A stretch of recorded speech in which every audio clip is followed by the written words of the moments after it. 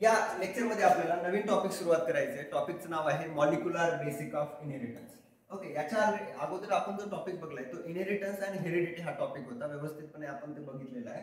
आता पुढचा जो घटक आहे तो म्हणजे मॉलिक्युलर बेसिक ऑफ इनहेरिटन्स. सगळ्यात अगोदर आपल्याला माहित पाहिजे की न्यूक्लिक ऍसिड काय असतात. ठीक आहे, न्यूक्लियसच्या मध्ये असणारे ऍसिड म्हणजे nucleic acid, acids which are present in the nucleus. आता तुम्हाला न्यूक्लियस म्हणजे काय माहिती आहे? हे सेल आहे, प्रत्येक सेलच्या मध्ये न्यूक्लियस असते आणि हा न्यूक्लियस आहे. आणि न्यूक्लियसच्या मध्ये जे काही ऍसिड आहेत तर त्यांना म्हणायचं न्यूक्लिक ऍसिड म्हणायचं. Okay, and what are the types of nucleic acid. आता दोन प्रकारचे न्यूक्लिक प्रायमरी तर दोन प्रकारचे असतात.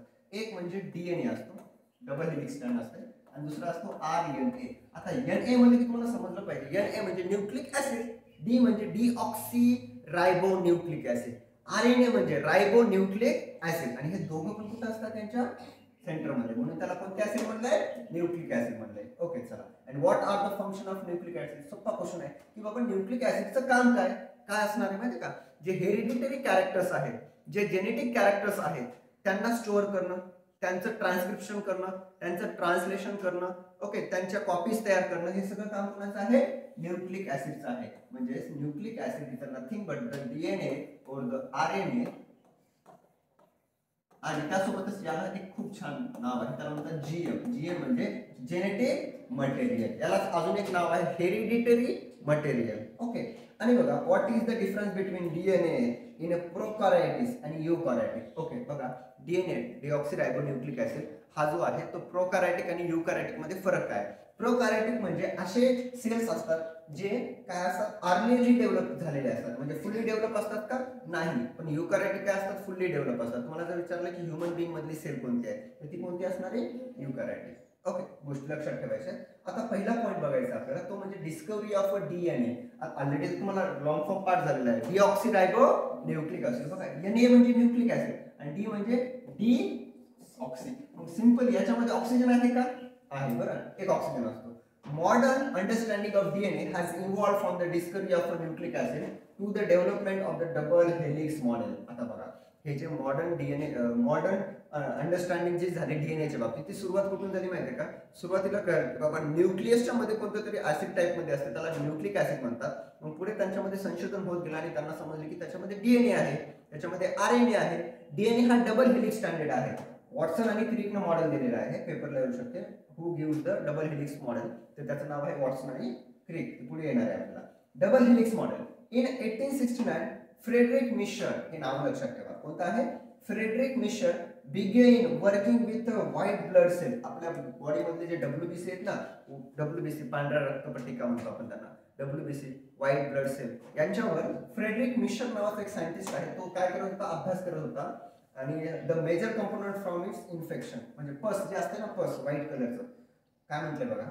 In 1869 Friedrich Miescher begin working with the white blood cell which are major component of the pus from the infection, and he collected a lot of pus from a bandages at the local hospital and he used a salt solution to wash the pus of the bandages. Okay, म्हणजे मी काय म्हणतो समजा, जे पस असते ना, पू असते ना, पू लोकल हॉस्पिटल मधून तो जमा करत होता. कोण? Friedrich Fischer. आणि त्याला वॉश करत होता. कशाला? काय टाकून त्याच्यामध्ये? सोडियम क्लोराईड, म्हणजे काय? साल्टच्या सोल्युशन मध्ये. ओके, पुढे बघा. When he added a weak alkaline solution to the cell lysed. म्हणजे जेव्हा तो सोडियम क्लोराईड, मिठाचं पाणी त्या सेलवर टाकू लागला ना, ती सेल फुटू लागली. लाइज्ड म्हणजे काय? ब्रेक होणे.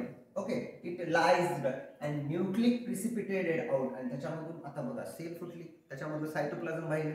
ओके, न्यूक्लिओ मधलं न्यूक्लिओप्लाझम म्हणजे काय होणार आहे? न्यूक्लिक ऍसिड सुद्धा कुठे येऊ लागले? आउट. आउट म्हणजे बाहेर. And from the cell nuclei he isolated the unique chemical substance which is called as the nuclein. म्हणजे त्या न्यूक्लियस मधलं सबस्टन्सेस त्यांना बाहेर काढला आणि त्याला नाव काय दिलं? न्यूक्लियन. म्हणजे who gave the term nuclein? तर ते कोण असणार आहे? Friedrich Miescher. समजायला मी काय म्हणतोय, जे लोकल हॉस्पिटल आहेत त्यांच्यामधले बँडेजेस असतात ना, त्यांना पस लागलेला असतात. पस माहिती ना, पू. आणि त्याच्यातून तो काय करू लागला? एक्सपेरिमेंट करू लागला. मग त्याला काय समजले की बाबा तो जेव्हा सोडियम क्लोराईड सोबत त्याचे रिएक्शन करू लागला, विक सोडियम अल्कलाइन सोल्युशन सोबत, तेव्हा ते जे सेल आहेत, आता मायक्रोस्कोपच्या खाली बघणार, त्याच्यातला सेल ब्रेक होला आणि त्याच्यातून काहीतरी फ्लुइड बाहेर येऊ लागलं. त्याला त्यांना नाव काय दिलं? न्यूक्लियर.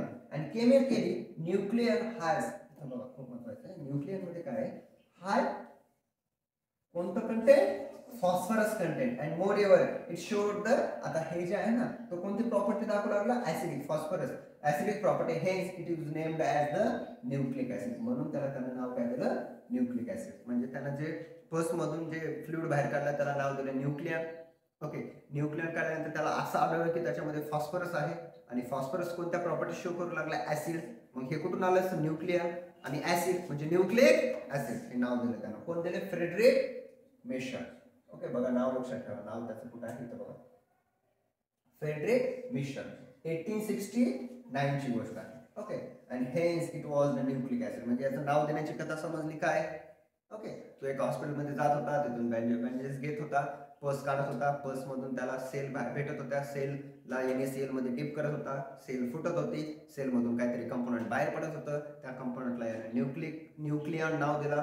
न्यूक्लियन मध्ये एक घटक होता फॉस्फरस, तो ऍसिडिक प्रॉपर्टी शो होता, न्यूक्लियन आणि ऍसिड, न्यूक्लिक ऍसिड. ओके, पुढचा जो घटक असणार आहे, बाय द आर्नियन in 1900 we know that Miescher's nuclein was a mix of the protein. आता हे मिशरनं आपल्याला न्यूक्लियन दिले बरं, who gave the term nuclein, मिशरनं. ओके, यालाच नाव पहिलं mixture of the proteins and the nucleic acid. त्याच्यामध्ये काय होते, फक्त फॉस्फरस नाही, न्यूक्लिक ऍसिडच नाही, त्याच्यासोबत प्रोटीन सुद्धा होतं. काय होतं त्याच्यासोबत, प्रोटीन. हे केव्हा कळालं, 1900 मध्ये. And there are 2 kinds of the nucleic acid. आता समजू लागले की बाबा 2 प्रकारचे न्यूक्लिक ऍसिड असतात, ते ऑलरेडी आपल्याला माहिती आहे. पहिला आहे DNA म्हणजे डीऑक्सिरायबोन्यूक्लिक ऍसिड, पेपरला येते रायबोन्यूक्लिक ऍसिड, आणि दुसरा आहे RNA रायबोन्यूक्लिक ऍसिड. म्हणजे हे केव्हा कळालं, 1900 मध्ये समजलं की बाबा 2 प्रकारचे न्यूक्लिक ऍसिड. एक प्रकारचा आहे का, नाही, 2. त्याला म्हणतात DNA आणि दुसरा RNA. म्हणजे आपण आता जे अभ्यास केलात ना, तो अभ्यास होता the discovery of the DNA, म्हणजे DNA कसा डिस्कवर झाला, 1900 मध्ये डिस्कवर झाला. ओके, मग त्याच्यानंतर आता आपल्याला पुढचा जो बघायचा आहे, the genetic material is a DNA. बरोबर आहे, DNA म्हणजे न्यूक्लिक ऍसिड, न्यूक्लिक ऍसिड म्हणजे काय काम करतात, जेनेटिक इन्फॉर्मेशन त्याच्यामध्ये असते, म्हणून DNA ला काय म्हणतात, it is the genetic material.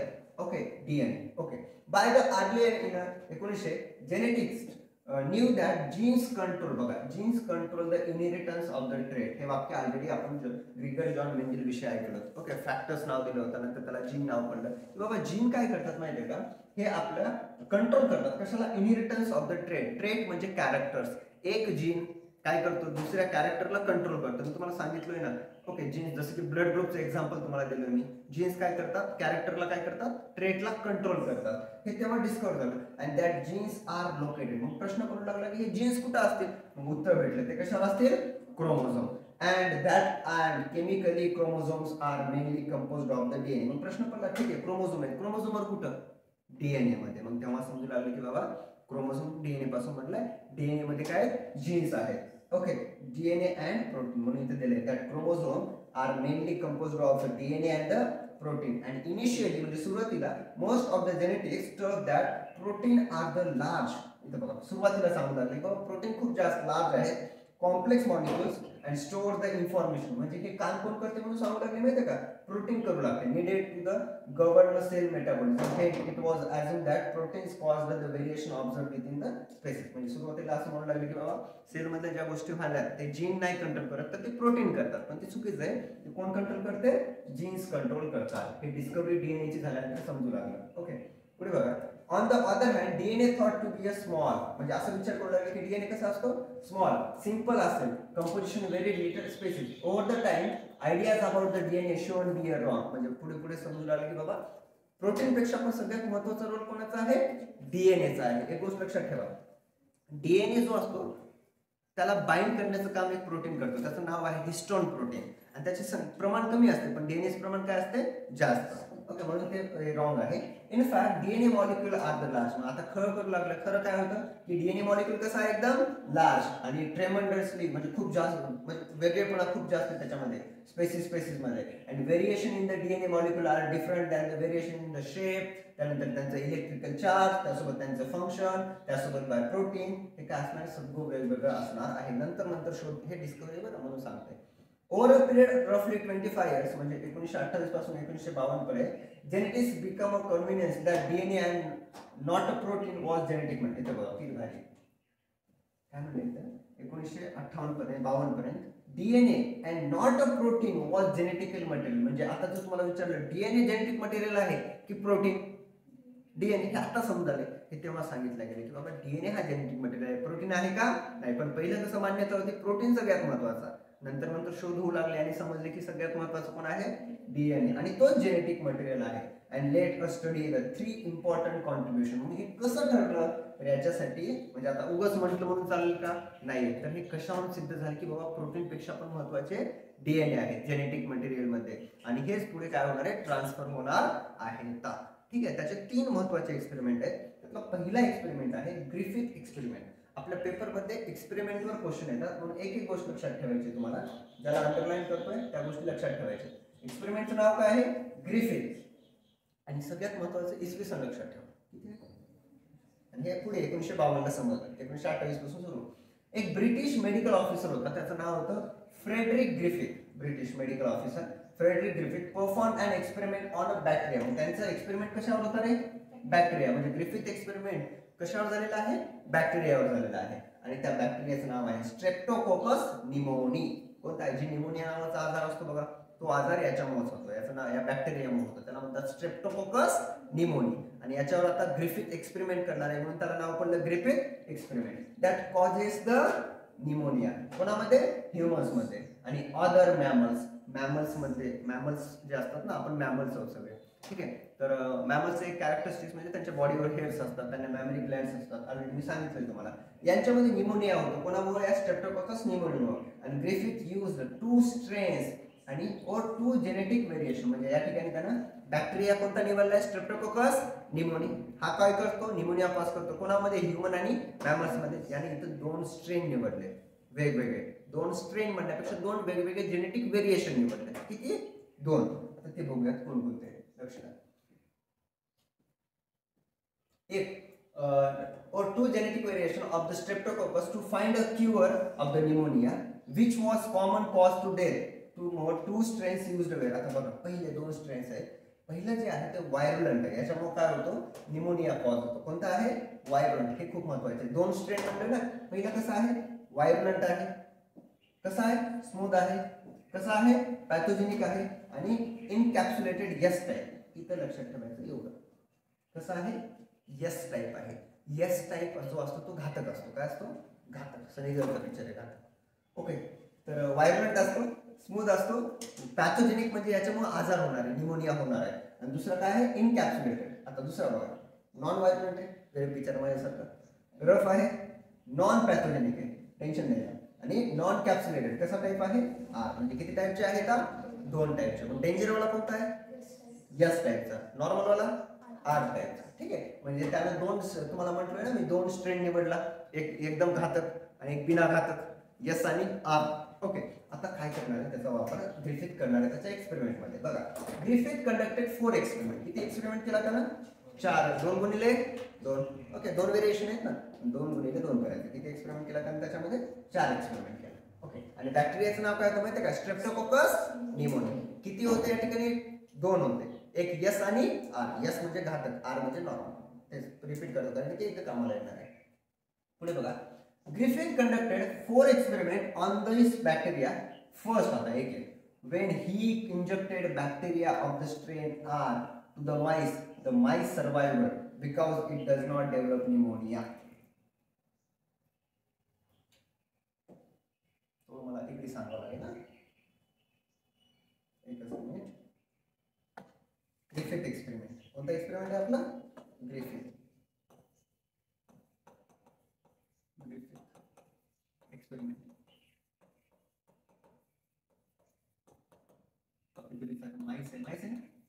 माहिती सुंदर मामाचा त्याच्यावरच एक्सपेरिमेंट होतात बरं सगळे. त्यातला पहिला जो एक्सपेरिमेंट चालतात, आता फर्स्ट मला समजून जाईल, हुशार राहा.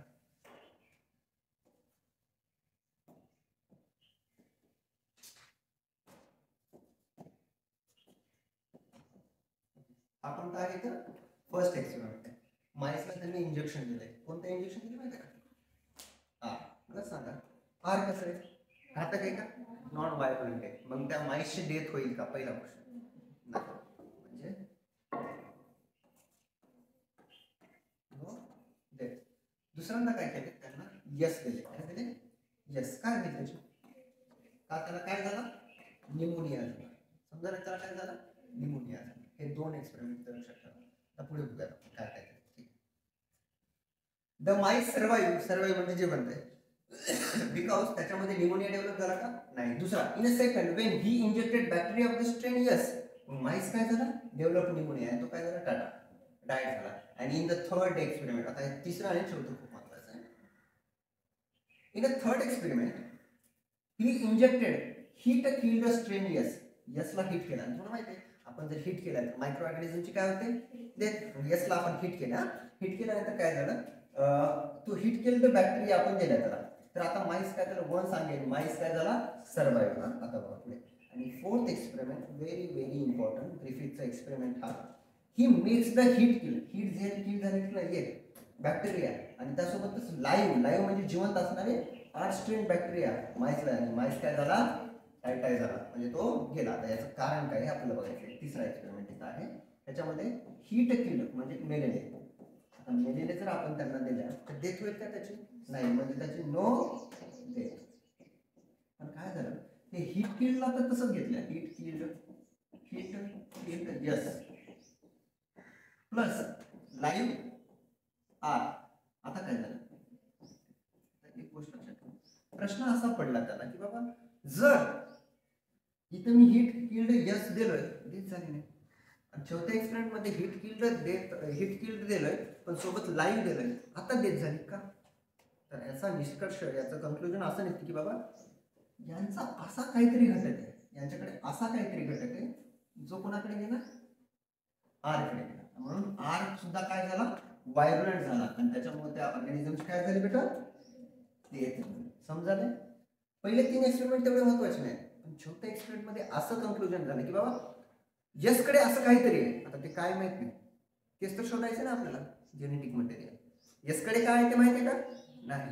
ओके, मग यस कडे असं काहीतरी आहे जे आर कडे गेलं आणि आर मुळे पुन्हा डेथ झाली म्हणजे याला व्हायब्रंट बनलं. मग ते काय आहे हेच शोधायचं होतं कोणाला ग्रिफिथला. ते काय आहे ते आपण बघूया. तुम्हाला पण अनुमान लागला असेल की तो काय असणार आहे जेनेटिक मटेरियल असणार आहे. तो काय असणार आहे प्रोटीन तर जाणार नाही ना, मग काय जाऊ शकते जेनेटिक मटेरियल. ओके पुढे बघा. and recovered large number of live strain yes bacteria from the blood of the dead mice, and in these 4 experiments something had caused a harmless strain R bacteria. बघा harmless म्हणजे एकदम शांत होतं बिचारा, ते काय झालं व्हायब्रंट झालं ना, म्हणजे आर शांत होता ना, तो काय झाला यस सारखा झाला. कस का तर Griffith showed that the change was change कशामुळे झाला जेनेटिक मुळे. and he suggested that the genetic material from the heat killed strain yes bacteria had somehow changed. कसं तरी चेंज झालं माहित नाही कसं तरी झालं, and to change living strain R bacteria into म्हणून R चं कन्वर्जन कसं झालं yes, आणि त्याच्यामुळे त्या माऊसची काय झाली डेथ झाली. ओके, आणि ग्रिफिथ कन्क्लुडेड दॅट अतिशय महत्त्वाचा हा पॉइंट लक्षात द्या. ग्रिफिथ काय म्हणला आर जो स्ट्रेन आहे आर म्हणजे की नॉर्मल वाटतो bacteria must have taken up to what he called as the transforming principle. मग त्याला ग्रिफिथला विचारलं की बाबा असं काय गेलं रे, त्याला म्हणलं की बाबा जे गेलंय ते मला माहित नाही पण त्या ठिकाणी एक प्रिन्सिपल आहे ट्रान्सफर झाले म्हणून त्याला म्हटलं त्याने transforming principle. Okay, and from the heat killed yes bacteria which is allowed the R strain to transform into the smooth coated bacteria and become the virulent. आता परत तो एक्सपेरिमेंट आपण इथे तुम्हाला मी या डायग्रामच्या माध्यमातून सांगेल. ठीक आहे, उलट पडला म्हणजे गेला, इमेज उलटी काय झाली हा ना, उलट पडला म्हणजे तो गेला. रफ स्ट्रेन मला सांगा तुम्हीच बघू रफ स्ट्रेन मध्ये जाईल का तो नाही, म्हणजे असं केलं म्हणजे गेला जाणार नाही. स्मूथ स्ट्रेन मध्ये जाईल का तो हो जाणार. बघा उलटा पडला. हिट किल मध्ये जाणार का तो नाही. रफ स्ट्रेन हिट किल मध्ये जाईल का तो जाईल, म्हणजे इथून काहीतरी इकडे गेलेलं आहे, काहीतरी गेले म्हणून त्या प्रिन्सिपलला त्यानं नाव काय दिलं ट्रान्सफॉर्मिंग प्रिन्सिपल. आणि त्या एक्सपेरिमेंटचं नाव काय होतं ग्रिफिथ एक्सपेरिमेंट. ओके चला आजच्या लेक्चर मध्ये आपण एवढंच बघूया, म्हणजे काहीतरी गेलंय आणि त्यानं नाव काय दिलेलं आहे जेनेटिक मटेरियल. ग्रिफिथचा एक्सपेरिमेंट महत्वाचा आहे. पेपरमध्ये जर आला थेरीमध्ये तर व्यवस्थित डायग्राम काढायचं, उलटी डायग्राम काढायचे, मजाक करतोय महत्वाचं आहे. आणि हा टॉपिक आपण कंटिन्यू मध्ये शिकूया. चालू शिकू का मग पुढचा एक्सपेरिमेंट. मी काय लगेच सांगत नाहीये, कॉम्प्लिकेशन तयार होतं. समजलेलं पण विसरून जाते, म्हणून मी थोड्या थोड्या पार्टमध्ये शिकवतोय. ओके, आणि आज तुमचं थेअरीमध्ये लिहून आणा ग्रिफिथ एक्सपेरिमेंट, वाटल्यास तुम्ही त्याचा आन्सर पण टाकतो. चालतंय, थांबूया.